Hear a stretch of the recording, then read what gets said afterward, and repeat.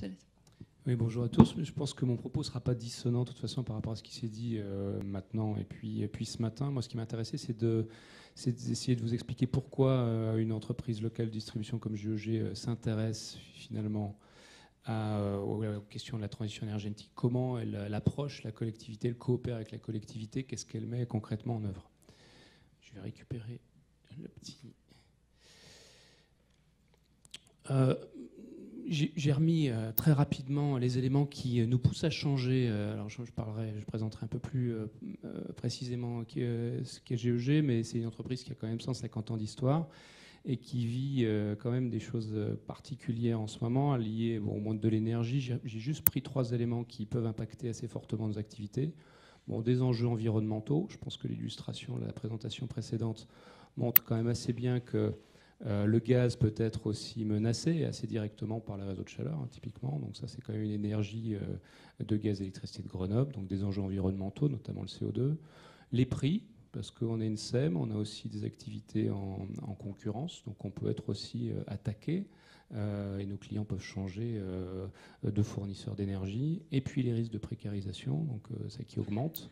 Je citerai juste un exemple, un chiffre sur ce thème. On a 100 000 clients aujourd'hui en électricité. On a 12 000 rendez-vous chaque année liés avec des clients qui ont des problèmes liés à leur facture. Donc c'est un problème qui augmente sur le territoire et auquel on est confronté historiquement, mais de manière plus sensible maintenant. Ce qu'on constate aussi sur nos métiers, donc la fourniture, la distribution, la production, là où on est en contact avec le client, c'est que finalement l'innovation, elle est souvent technologique sur le réseau. On parle du smart grid, mais aussi dans l'habitat, sur des box par exemple. Donc c'est un mariage entre les enjeux un peu traditionnels de l'énergie et la technologie, et notamment des technologies de l'information. Donc ce monde est à la fois plus complexe technologique, plus décloisonné coopératif, donc on vit moins avec nous-mêmes. Et c'est vrai que c'était une tentation qu'on a encore comme distributeur, de finalement prendre assez peu en compte ce qui se passe sur le territoire, mais on voit qu'il y a quand même une interpénétration des différents enjeux de plus en plus forte. Donc un monde plus coopératif et une place croissante du consommateur, dont on n'a finalement pas beaucoup parlé aujourd'hui, mais c'est assez logique, mais on essaie de l'aborder nous, mais y compris sur des questions de planification énergétique, et évidemment de la collectivité territoriale. Donc pour GEG, c'est une entreprise de petite taille, qui est présente sur plusieurs métiers, qui a très peu de capacité financière, qui a historiquement très peu, voire pas du tout de R&D. Donc évidemment, ce monde nouveau présente spontanément plus de risques que d'opportunités. Donc l'enjeu pour nous, c'est de faire en sorte que ce monde qui change soit plus un monde d'opportunités que de risques. Bon, je rappelle aussi certaines caractéristiques du projet de loi sur la transition énergétique, sur l'innovation et aussi sur l'expérience des territoires. On a un acteur territorial, je pense que c'est un atout fort aussi de nos gènes, et on essaye de capitaliser sur cette singularité. Voilà, donc on essaye de jouer sur ces 3 dimensions le clé de la transition énergétique: l'énergie, le territoire, l'économie mixte. Alors, GEG, vous connaissez le village gaulois, c'est un trait d'humour, c'est pas du mauvais esprit, mais je pense qu'il y a quand même les ELD, c'est une forme quand même de village gaulois qu'on retrouve en France, dans certaines caractéristiques, à la fois un lien quand même très fort au territoire, un attachement très fort au territoire, une notion aussi souvent très forte de service public local. On n'est pas des entreprises très fortes en général sur le marché. On n'est pas une dimension économique assez peu développée, en tout cas pour GEG. Un attachement très fort au territoire, donc ça c'est plutôt de valeur positive. Mais on a aussi, comme toute entreprise assez présente depuis très longtemps, une forme de conservatisme, donc une forme de résistance au changement aussi, contre lesquels on essaye de lutter. Donc voilà, donc on est finalement assez caractéristique d'un village gaulois, entouré évidemment par les grands opérateurs, que sont ERDF, GRDF, dont on dépend assez fortement, puisque c'est une aberration de penser qu'on vit seul sur son territoire en autonomie totale.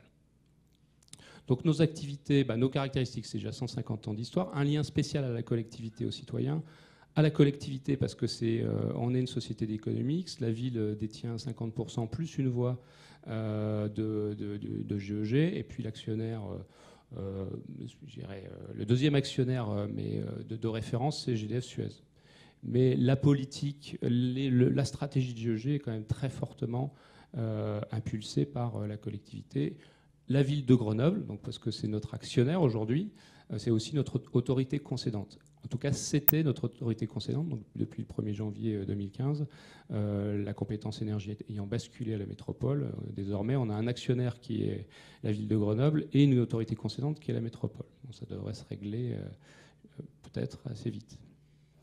Notre caractéristique, c'est la mixité des énergies, gaz, électricité, mixité des métiers, puisqu'on est présent à la fois sur la fourniture, en tarif réglementé, en offre de marché, sur la production, énergie renouvelable, éolien, petite hydraulique, cogénération, photovoltaïque et j'en passe, biogaz aussi. On est encore exploitant d'éclairage public. Voilà, donc on a aussi une station GNV. Voilà, donc on est présent. Notre logique, c'est vraiment d'être présent sur le territoire et d'explorer finalement toutes les opportunités de la chaîne de valeur énergétique. 97 000 clients en électricité. Le chiffre est important. On est au-dessous de la barre des 100 000 clients, qui est une barre importante pour les ELD, puisque au-dessus de 100 000 clients, il est obligé d'avoir une séparation juridique entre gestionnaire de réseau et les activités de fourniture et de production. Donc on reste une entreprise totalement intégrée. Bon, comme on prend chaque année quelques clients, heureusement pour nous, la séparation juridique nous pend au nez d'ici 2-3 ans, un peu plus. 45 000 clients en gaz, et puis sur une toute petite commune, parce qu'aujourd'hui le monopole qu'on exerce, il est vraiment sur Grenoble, sur la commune de Grenoble, c'est 16 km². On a 1000 km de réseau, à peu près 200 km de réseau en gaz. Voilà, c'est 400 salariés, un transit à peu près 1 TWh en électricité, la même chose en gaz, et une production d'origine d'énergie renouvelable pour l'essentiel de plus de 200 GWh. Donc voilà les caractéristiques de GEG. Alors GEG évolue sur un territoire qui n'est pas tout à fait comme les autres non plus, c'est Grenoble. Donc d'abord c'est un territoire urbain, donc ça c'est aussi important pour nous parce que c'est souvent là qu'on constate aussi la plupart des développements, notamment de l'urbanisme. Et Grenoble a été très actif ces dernières années pour développer des ZAC. Il y en a certaines même en avance de phase, donc par rapport à des ambitions sur l'efficacité énergétique, donc la caserne de Bonne par exemple, des grandes ZAC comme la Presqu'île qui est en construction. Il y en a d'autres, donc c'est un territoire qui est très, très actif avec une impulsion politique qui était très forte dans le domaine. Et un écosystème local propice au rapprochement, donc avec historiquement pas mal de synergies entre les industriels, les startups, la recherche, les donneurs d'ordre. Il y a aussi beaucoup d'énergéticiens qui ont une présence locale forte, comme Schneider par exemple, qui est très présent sur Grenoble. Donc la ville elle-même a choisi d'être porteur, pilote de certains programmes d'écocité, donc programmes Ville de demain, qui sont du coup directement pilotés par la ville de Grenoble et la métro. Voilà, donc on retrouve les enjeux classiques de la métropole et des collectivités autour de la précarité, de la réduction des gaz à effet de serre, la maîtrise des consommations, etc., etc. Et puis une singularité qui est l'accès privilégié de la ville de Grenoble à ses satellites. Donc on a GEG, c'est une société d'économie mixte, donc en gaz sur la distribution de gaz et d'électricité. Mais il y a aussi une autre société d'économie mixte qui est le chauffage urbain, la compagnie de chauffage. Et puis l'eau est en régie. Donc on voit qu'il y a quand même un accès facile et rapide de la collectivité aux différentes énergies du territoire. Donc ces acteurs ont l'habitude, alors je l'ai mis entre guillemets parce que c'est jamais une relation simple entre un opérateur de réseau, même si on a des gènes communs. C'est jamais une relation simple entre un opérateur de réseau et une collectivité. Mais c'est aussi c'est important de le dire parce que moi, je pense que c'est important justement de pousser aux échanges qu'il peut y avoir entre les opérateurs de réseau et la collectivité, quels que soient les résultats, parce que les résultats peuvent être parfois assez difficiles pour nos énergies, mais sans échange, il y a de toute façon des arbitrages qui se font, et l'important c'est qu'ils se fassent en pleine connaissance. Donc on a l'habitude de se voir, d'échanger, de discuter, parfois de nous engueuler aussi autour de la planification énergétique. Alors, on a depuis le 1er janvier un transfert de la compétence énergie à la métropole, je l'ai dit. Et on retrouve quand même globalement 3 composantes dans la volonté de la collectivité. À la fois une volonté d'être plus efficace. Plus efficace, ça veut dire dépenser moins aussi. Grenoble et la métropole, c'est 2 collectivités qui sont relativement endettées. La situation de GEG, c'est une situation aussi d'une société qui est saine, mais qui est aussi très soucieuse de ses comptes. Donc ça, c'est un élément qui est très important pour nous. On se constate, et vous le verrez sur le projet que je vais vous présenter, qu'il y a des possibilités de mutualiser un certain nombre de coûts d'investissement, d'infrastructures. Et notre logique, c'est d'aller pousser au maximum ces logiques de mutualisation. Donc efficacité, innovation et le côté participatif. Participatif, y compris du citoyen. Donc la question, c'est aussi de se dire comment est-ce qu'on fait rentrer, nous qui avons une relation naturelle avec le client, qui est souvent un client qui a une facture d'énergie, comment on sensibilise ce client à la maîtrise d'énergie et pourquoi pas aussi à la construction du territoire sur des enjeux d'urbanisme. Donc ça, c'est un terrain qui était plutôt dynamique. Ce qu'on constate en parallèle, c'est qu'il y a aussi une complexité qui augmente sur ce territoire. Alors on voit qu'il y a une perméabilité d'enjeux d'urbanisme, de mobilité, d'énergie. Ce n'était pas le cas avant, il y a même 10 ou 15 ans. On pouvait cohabiter sans se croiser, on pouvait construire des zones d'aménagement. Le gestionnaire de réseau faisait dans son coin son réseau électrique ou son réseau gaz, et tout ça, bon an, mal an, ça fonctionnait plutôt bien. Aujourd'hui, on voit que ça ne fonctionne plus comme ça, et certains choix, quand par exemple il y a un choix d'aller enlever le gaz d'une zone, quand vous avez fait un beau schéma directeur gaz et que vous avez pris des hypothèses sur 40 ans de retour d'investissement, enfin de rentabilité de ce réseau, et que finalement au bout de 3 ans ce réseau existe toujours, il est là mais n'est plus utilisé, c'est une difficulté pour votre business model. Donc il y a évidemment une perméabilité de ces différents enjeux qu'il est important de prendre en compte. Il y a aussi une complexité qui est de plus en plus forte sur les systèmes énergétiques. Il y a de la production énergie renouvelable, donc vous avez des bâtiments sur lesquels vous allez retrouver du photovoltaïque, du solaire thermique, parfois même avec des concurrences sur les toits. Hein. Vous voulez végétaliser, puis finalement vous voulez aussi mettre du photovoltaïque, ça ne marche pas très bien. Vous avez des solutions, y compris dans le gaz. Donc les gaz, c'est plus simplement la vieille chaudière comme on connaissait, ou même la vieille chaudière à condensation. Vous avez une intelligence aussi et un côté très vertueux des systèmes énergétiques sur le gaz, de micro-cogénération, donc à différents étages, soit au niveau du bâtiment, soit au niveau de l'îlot de quartier, soit au niveau du quartier, soit plus largement. Vous avez des pompes à chaleur électriques, des pompes à chaleur gaz aussi.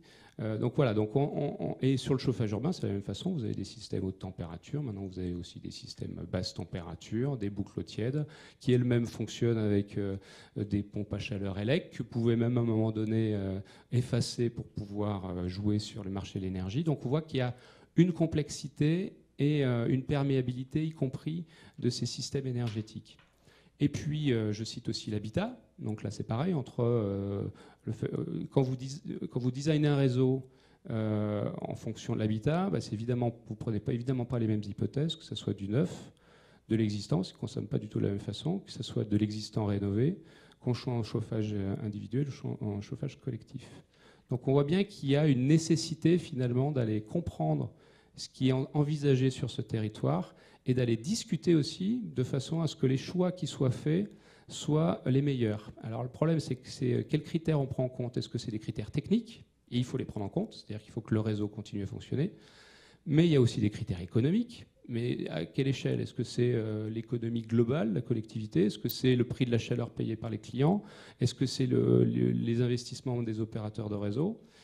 Aussi des enjeux environnementaux, combien ça coûte en CO2, tout ça, effectivement, et y compris quand nous, on construit un réseau, il faut être capable de se poser ces questions-là, et c'est pas trivial de pouvoir aussi intégrer des dimensions environnementales dans la construction de réseaux électriques ou de réseaux gaz, voilà, évidemment, et les relier aux engagements politiques.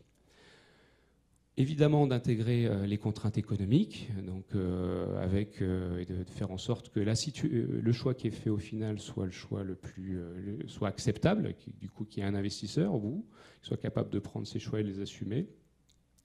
On se constate aussi que finalement les citoyens, c'est ce que je disais tout à l'heure, On les associe sans les associer, puisqu'on en parle, mais finalement, on n'a pas vraiment de levier opérationnel. En même temps, les citoyens sont eux-mêmes de plus en plus exigeants vis-à-vis de ce qu'on fait sur le territoire et du coût que ça représente. Donc c'est important aussi de prendre cette dimension-là. Donc au global, on a un territoire où les problématiques de développement deviennent à la fois plus complexes, multiples, interdépendantes et perméables. Donc très vite, nous, ce qu'on s'est dit par rapport à ce constat-là, c'est qu'on avait d'abord une triple responsabilité, c'est technique, c'est d'assurer que nos réseaux fonctionnent aujourd'hui, qui fonctionnent demain, en fonction par exemple de la pénétration des énergies renouvelables, qui fonctionnent aussi au moindre coût, c'est-à-dire que c'est aussi pour ça qu'on s'intéresse aux technologies smart grid, pour réduire les pertes, pour s'assurer que les temps de coupure aussi soient moindres. Une responsabilité économique, et ça on va en parler là très concrètement, on investit nous sur nos réseaux, et je vais prendre l'exemple du comptage communicant. Il va y avoir des investissements pour l'électricité, il va y avoir des investissements pour le gaz, peut-être des investissements sur l'eau. La responsabilité qu'on a, c'est de se dire finalement, on va regarder s'il n'y a pas de la mutualisation d'investissement sur ces différentes infrastructures, le développement de ces différentes infrastructures. Donc c'est comme ça qu'on aborde la question économique. Et une responsabilité sociale, sociétale, bon, plus largement, c'est comment finalement, avec ces démarches-là, on prend en compte les risques de précarisation, comment on accompagne les populations les plus fragiles. Donc finalement, comme ces questions-là, elles ne sont pas traitées facilement et naturellement par GEG, l'idée c'est d'être un partenaire de la collectivité. Donc comment on le fait? C'est de l'associer, nous, à des projets d'expérimentation sur lesquels on embarque aussi des clients, on teste des technologies, on associe des sociologues, etc. etc. Donc avec un constat, c'est que quand on parle des choses, c'est quand même difficile. Enfin, la meilleure façon de faire les choses, c'est de les faire finalement. Donc l'expérimentation pour nous, c'est quelque chose d'important. En l'accompagnant dans la compréhension des enjeux énergétiques, parce que l'énergie, c'est un monde qui est quand même extrêmement complexe, les marchés de l'énergie aussi. Quand on parle d'agrégation, on en parlait un peu ce matin, d'effacement, etc., d'équilibre production-consommation, c'est déjà compliqué pour les acteurs de l'énergie. C'est important de bien les faire comprendre aussi à l'aménageur et à l'urbaniste, parce que ça peut aussi, il peut y avoir des choix par la flexibilité, c'est-à-dire éviter d'investir sur un territoire parce que vous êtes capable d'effacer à un moment donné la pointe. Voilà. Ça, c'est des possibilités qui sont aussi aujourd'hui offertes sur des territoires ou qui peuvent être offertes par des territoires. Et en jouant un rôle de facilitateur entre acteurs du territoire. Parce que nous-mêmes, on s'aperçoit que finalement, le transverse ne fonctionne pas sur ce territoire, ou pas bien, et que nous-mêmes, on ne fonctionne pas bien en transverse avec les autres opérateurs, que les collectivités entre elles non plus pas forcément, que les urbanistes et puis les énergéticiens communiquent peu. Donc on se dit que finalement, le réseau de distribution, il est souvent à l'interface de ces différents acteurs, donc autant être facilitateur autant qu'on peut. Et en essayant de tirer parti des effets d'aubaine. Quels sont les effets d'aubaine? C'est les programmes de ZAC, c'est le comptage communicant, je vais en parler après. Donc en se disant, on sait qu'il va se passer des choses sur ce territoire, faisons en sorte que dès maintenant on puisse anticiper, construire, co-construire, de façon à ce que les choix qui soient faits soient les bons. Et en adressant par l'expérimentation les questions qu'on ne sait pas adresser facilement. Il y a beaucoup de questions sur les modèles économiques, sur les prix de l'énergie. Enfin, il y a beaucoup aujourd'hui d'incertitudes par rapport à ces développements-là. Voilà. Donc on ne peut pas aujourd'hui souvent se lancer facilement et, sur des développements si on n'a pas d'une certitude de rentabilité. D'où l'importance de trouver des terrains d'expérimentation financés ou en partie financés qui permettent de tester ça en grandeur réelle. Et en aidant à impliquer les consommateurs citoyens. Donc on a depuis quelques années mis en place une démarche Smart Energy qui s'appuie sur 3 volets. Le projet démonstrateur, donc c'est des projets Smart Grid, Smart City, je vais vous montrer un exemple de Smart City. Donc l'expérimentation en apprentissage subventionné et en essayant d'appliquer systématiquement à la collectivité et des partenaires locaux, mais pas seulement. Des services de maîtrise d'énergie, et ça c'est important de le dire, c'est-à-dire qu'on voit qu'on a beaucoup de mal par l'expérimentation à trouver des expérimentateurs. En général, il y a un biais, c'est-à-dire qu'on trouve les énergiephiles, les technophiles, etc. Donc c'est bien, parce que ça permet aussi de comprendre quelles sont les attentes, les anticiper, etc. Mais c'est aussi important de pouvoir pousser, d'être en avance de phase sur des services de l'énergie. J'en cite un, par exemple, on développe en ce moment un service vis-à-vis des collectivités, des copropriétés, qui sont en chauffage collectif. C'est difficile de faire de la sensibilisation aux économies d'énergie quand vous avez un chauffage collectif et que finalement votre facture, elle est le prorata de la surface de votre logement. Donc l'idée, c'est d'installer du sous-comptage en partie, et surtout développer des interfaces et de l'accompagnement vis-à-vis du bailleur, enfin du gestionnaire de bâtiment, mais aussi vis-à-vis du client final pour pouvoir l'inciter à faire des économies d'énergie. Et ça, on le fait aussi par des services qu'on essaie de pousser, de vendre auprès des copropriétés. Et une investigation sur la question des opérateurs de données. Alors ça, c'est un point qui est important, c'est que finalement, on s'aperçoit d'une chose, c'est que la planification, on l'a vu ce matin, ça passe aussi par une cartographie à un moment donné de ce qui se passe sur ce territoire. Cartographie qu'on fait souvent en intégrant un certain nombre de données INSEE, des MyIRIS, etc. Des données qu'on récupère à droite à gauche. Donc c'est un travail one-shot, c'est une étude, et qui permet ensuite d'aider à la décision. Nous, ce qu'on dit, c'est que finalement, on a aussi des données sur nos réseaux. Et les données, on a des données sur des postes sources, qui donnent des idées aussi, et ces données de temps réel, de comptage, donc des données réelles. Demain, on aura sur notre territoire, via les comptages communicants, 100% des points de consommation qui seront instrumentés. Donc finalement, on s'est dit, on doit pouvoir contribuer aussi à aider à cette planification énergétique, à la fois pour amener une cartographie en temps réel de qu'est-ce que la consommation, la production du territoire à l'instant T, mais aussi de se dire finalement cette cartographie, elle peut accompagner aussi les développements. C'est-à-dire que vous avez un programme de rénovation, vous avez cette cartographie du territoire à l'instant T, vous faites votre rénovation et derrière vous êtes capable de regarder si finalement le programme de rénovation il a eu les effets attendus sur la consommation énergétique. Sachant qu'on constate aujourd'hui que finalement pour réussir ça, il y a bien 3 leviers. Il y a et ça a été bien dit aujourd'hui, il faut une volonté politique. Donc c'est intéressant, moi je trouve presque envieux quand je vois effectivement la façon dont certaines collectivités sont capables de structurer, de formaliser un engagement politique qui soit aussi clair. 2, il faut de la technologie, des outils, et je suis d'accord sur le fait que les ELD, c'est bien un outil de la politique énergétique. Et 3, il faut une population pour la mettre en œuvre. La question des usages, de comment on utilise ces technologies, elle est fondamentale. Et du coup, là, l'idée qu'on a, c'est de pouvoir aussi pousser les acteurs du territoire, pas forcément GEG, mais des associations locales d'énergie, par exemple, à accompagner les clients usagers de ces technologies, de ces quartiers, de ces écoquartiers, de façon à ce qu'ils fassent réellement les économies d'énergie. Et on sait que c'est loin d'être évident et qu'en général, il y a un certain tabou d'ailleurs à montrer les résultats des écoquartiers, parce qu'aujourd'hui, ils ne sont pas toujours vertueux. En tout cas, on est un peu souvent loin du design initial. Donc le principe est assez simple, mais plutôt que de vous... Donc on a monté un projet dans le cadre d'Écocité avec un partenaire technologique où on dit la chose suivante. Nous, gestionnaires de réseau, fournisseurs d'énergie, on va regarder tous les points de consommation et de production qu'on a sur le territoire aujourd'hui et les instruments qu'on peut avoir. Donc tous les compteurs qui sont disponibles. Voilà, la mobilité, un compteur par exemple de charge de véhicules électriques, de la production. Alors souvent la production sur Grenoble c'est GEG, donc on y a un accès relativement facile, donc de cogénération, du stockage quand il y en a, l'éclairage public, etc. Donc tous ces points qui sont déjà là, on les remonte sur une cartographie dynamique. Je vais vous faire une petite démonstration. Pour le smart metering, c'est-à-dire le comptage communicant, on a une approche qui est totalement inédite là, sur Grenoble et en France. C'est qu'on ne regarde pas les choses de manière séparée, gaz, électricité, eau, chaleur. On essaye de regarder à avoir une infrastructure la plus mutualisée possible. Bon, les compteurs, en général, il faut un compteur par énergie, ça, il n'y a pas d'ambiguïté. Mais tout le schéma de communication du compteur jusqu'au système d'information, ça, on peut le mutualiser. Donc on construit finalement avec ce partenaire qui est Atos, un système qui est mutualisé, et on embarque la régie des eaux, on embarque le chauffage urbain de façon à ce que ce système-là soit le même pour ces opérateurs-là, avec une logique du coup de diminution de coûts.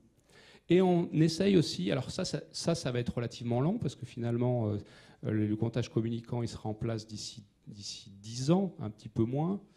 Donc ça va prendre du temps avant d'avoir l'ensemble de ces comptages qui seront instrumentés.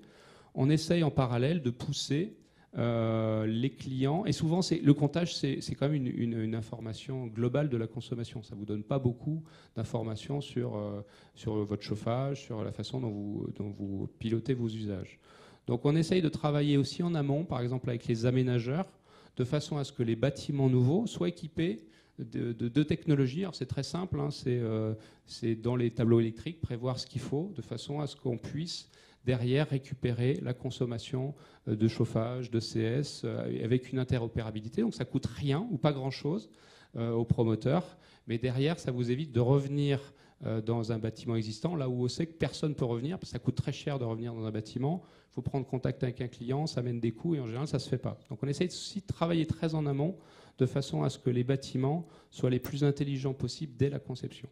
Et on essaye de développer des energy box, c'est-à-dire de pousser du service vers des clients qui le souhaitent, et en demandant à ces clients, donnez-nous accès à ces données-là, parce que ces données-là, elles vont aussi alimenter un territoire, elles vont vous permettre, vous, peut-être de vous comparer à d'autres, mais elles vont aussi permettre au territoire de comprendre aussi comment on consomme et quels sont les leviers et quelles sont les projections qu'on peut avoir. Donc j'ai beaucoup parlé, peut-être que si tu me laisses encore 3 minutes pour faire la démo, alors c'est là-haut, donc vous allez la voir là, mais je vais là-bas.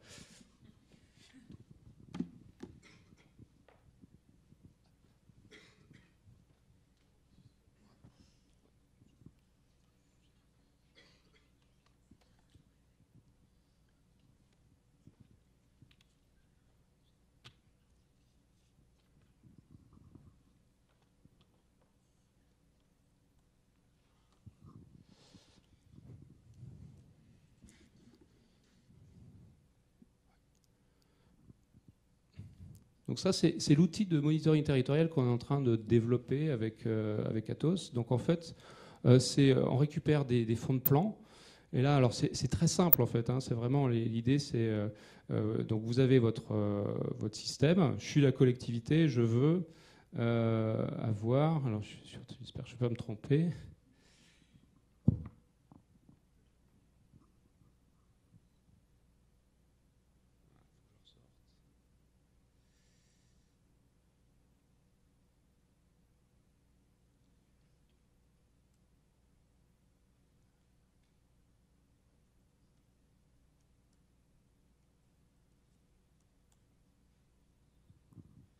Voilà, donc je suis sur une zone, sur laquelle on a récupéré les données de comptage, et je veux regarder ce qui s'est fait, ce qui s'est consommé avant de lancer une opération par exemple, du 1er octobre 2013.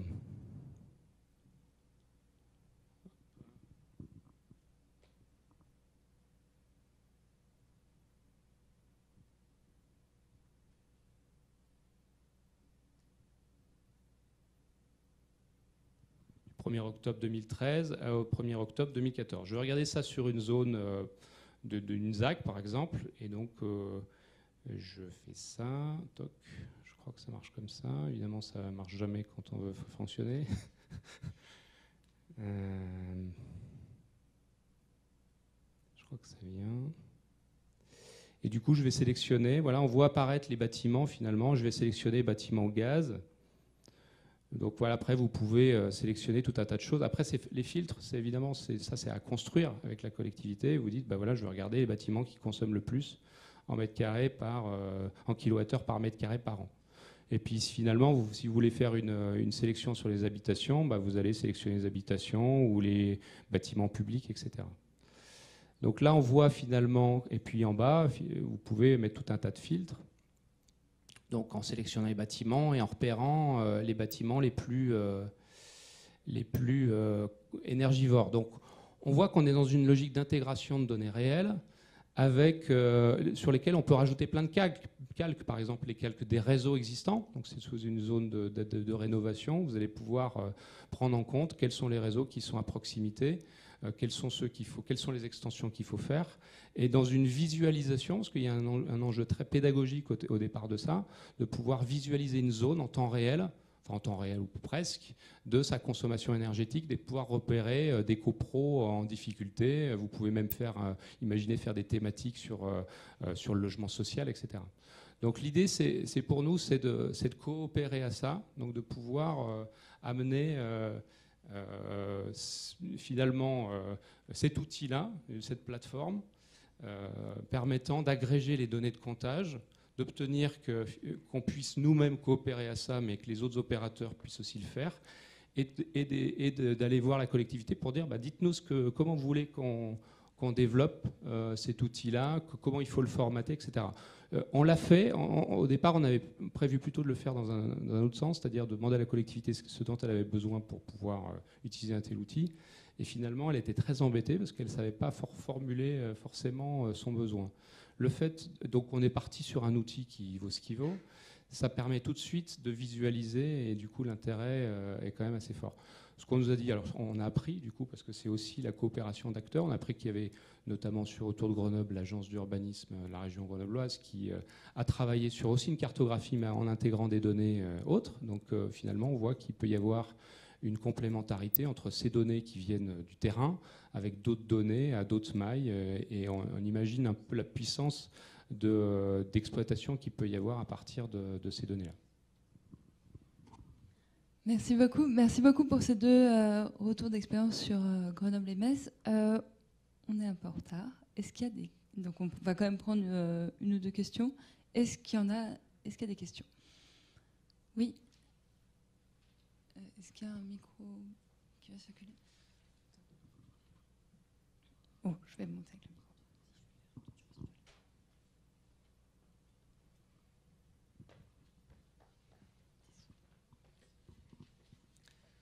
Bonsoir, Guillaume Blanchard du LATS. On a beaucoup parlé du besoin de monter en compétences des collectivités aujourd'hui et du besoin d'expertise. Donc je voulais savoir comment concrètement les collectivités réussissaient ou pas à mobiliser l'expertise des ELD et aussi à s'en éloigner parce que le ELD a sa logique propre qui n'est pas forcément complètement celle de la collectivité, qui a aussi une part aménageur, une part d'autres opérateurs de réseau, une part tarification, etc. Et à titre d'illustration, comment concrètement ça se met en place dans des systèmes décisionnels autour des projets urbains? Comment les ELD sont insérés ou pas et dans quelle mesure? Merci.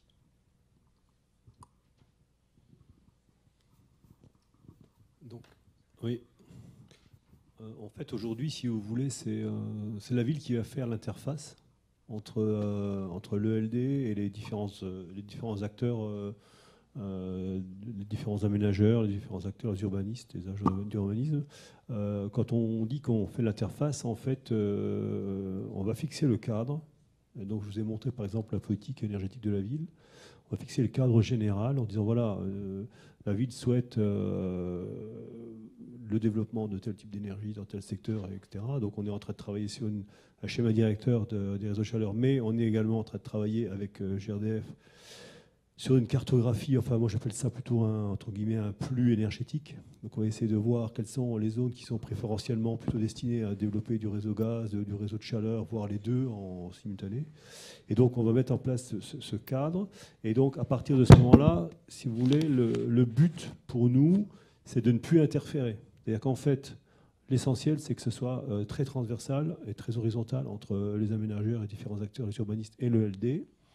De même que le LD va être en interface aussi avec les services qui sont en charge de la coordination des travaux, des réseaux, des voiries, par exemple, puisqu'elles sont directement concernées aussi par les aménagements de voiries ou les aménagements urbains. Quand on a travaillé à Metz sur la mise en place d'un transport en site propre, le LD, au même titre que le réseau d'eau potable ou autre, a été bien entendu en première ligne pour travailler avec la ville sur ces aménagements. Donc l'idée, c'est un cadre général, un périmètre bien défini, et puis donc un travail le plus transversal possible, avec toujours l'arbitrage de la collectivité en cas de problème. Voilà. On est toujours là pour redonner un petit peu l'axe de la politique générale de ce qu'on souhaite mettre en place. Voilà.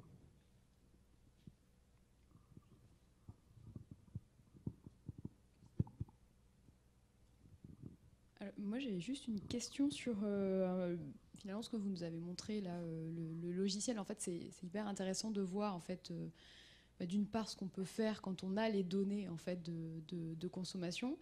Mais bon, donc du coup, ça pose la question de quid de ceux qui n'ont pas de LD. Donc ça, c'est une première question, mais bon, ça vous concerne moins. Et la deuxième chose, c'est comment on arrive à planifier finalement avec cet outil. Enfin, qu'est-ce que ça nous apporte en fait comme données et comment on peut projeter ou pas. Voilà, je voulais savoir en fait comment concrètement on peut utiliser cet outil.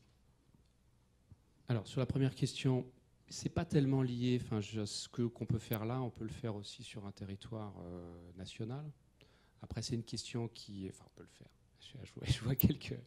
Non, je veux dire, ces données-là, aujourd'hui, elles sont... alors, attention, hein, parce que souvent, ces données dynamiques, soit... enfin, les comptages communicants ne sont pas développés encore. Hein, donc, bon. Donc on a aujourd'hui, pour la plupart encore, des compteurs de relève par an. Alors on peut faire des choses, d'ailleurs c'est assez remarquable de voir ce qu'on peut faire finalement avec assez peu de données.